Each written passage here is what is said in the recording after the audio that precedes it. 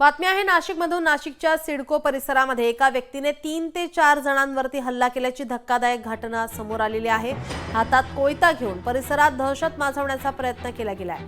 या हल्ल्याचा सीसीटीव्ही आता समोर येतोय। हल्ला करणारा व्यक्ती मद्यधुंद अवस्थेत असल्याची माहिती आहे। या घटनेनंतर स्थानिक नागरिकांनी अंबड पोलीस ठाण्यामध्ये गर्दी करत कठोर कारवाईची मागणी केली आहे। हातात कोयता घेऊन दहशत माजवण्याचा या व्यक्तीचा प्रयत्न होता। पोलिसांनी कठोर कारवाई करण्याची आता मागणी होतोय। नाशिकच्या सिडको परिसरातील ही घटना आहे। एका व्यक्तीने 3 ते 4 जणांवर हल्ला केल्याची धक्कादायक घटना समोर आली आहे।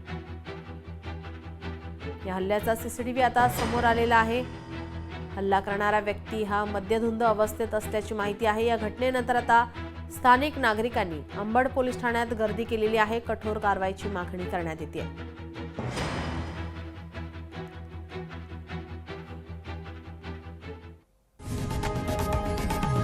लोकशाही मराठी ऐका, पहा, जागरूक रहा।